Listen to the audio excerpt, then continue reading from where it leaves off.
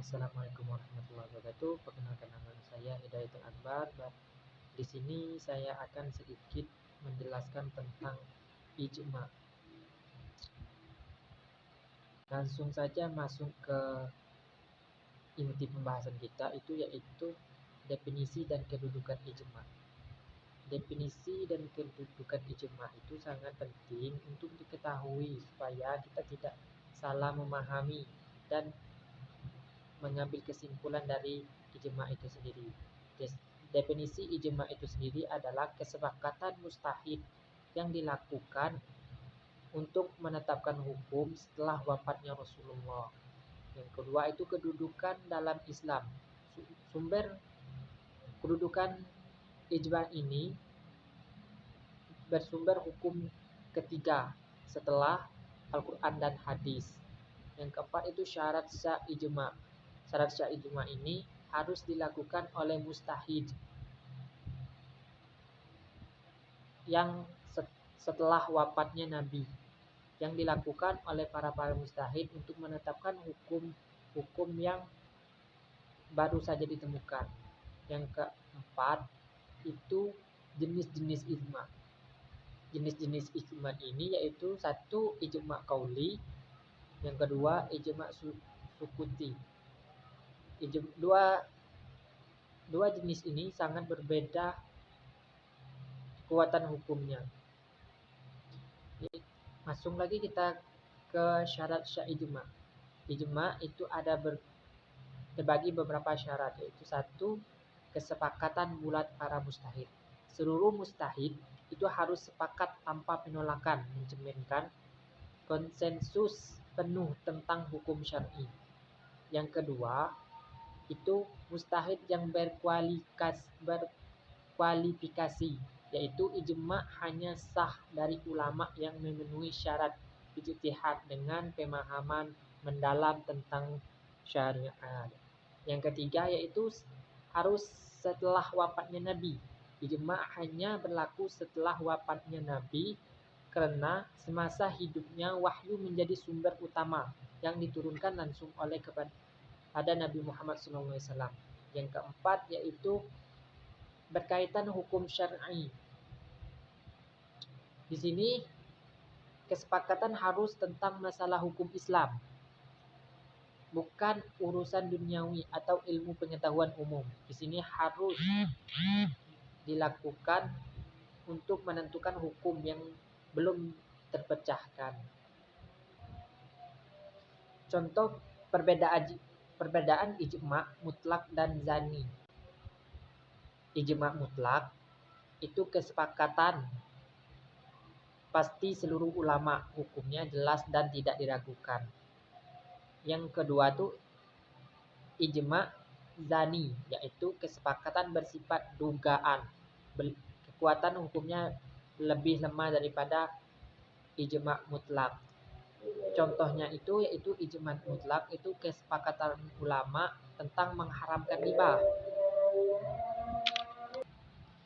Contoh ijma zani itu adalah dugaan kesepakatan ulama yang belum dugaan sementara yang belum terdokumentasi lengkap atau belum bersyarat lengkap untuk memenuhi ijma. Selanjutnya itu jenis-jenis ijma. Ijma itu terbagi beberapa bagian, yaitu ijma qauli.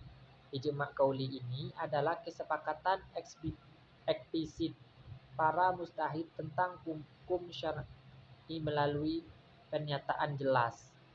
Perbedaan contohnya itu kesepakatan sahabat tentang zakat fitrah, keharaman menikahi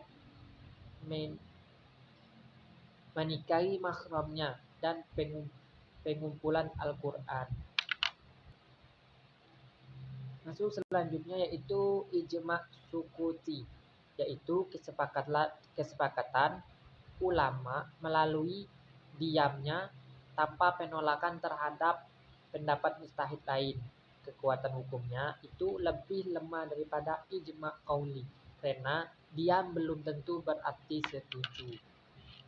Jenis-jenis ijma itu antara lain yaitu ijma syarih, yang kedua ijma adami, yang ketiga ijma ahli Madinah, yang keempat ijma modern. Ijma syarih ini adalah kesepakatan ulama yang dinyatakan secara langsung dan jelas. Adapun ijma adami itu adalah kesepakatan ulama untuk menetapkan hukum karena tidak ada dalil yang pasti. Yang keempat itu ijma ahli Madinah, yaitu kesepakatan ulama Madinah yang digunakan Imam Malik sebagai pertimbangan hukum. Yang kelima ijma modern.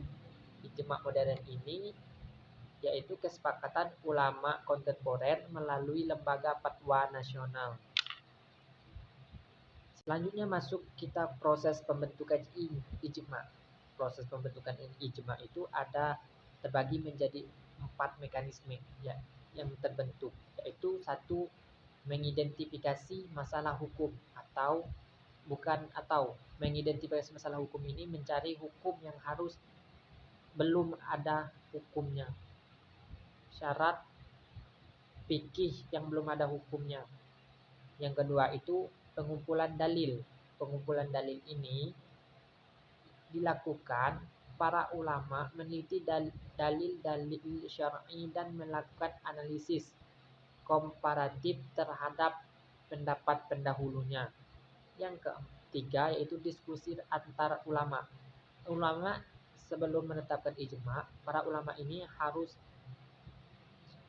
berdiskusi atau musyawarah untuk menjadikan inti terbentuknya ijma ini melalui pertukaran pendapat hingga mencapai kesepakatan semua ulama.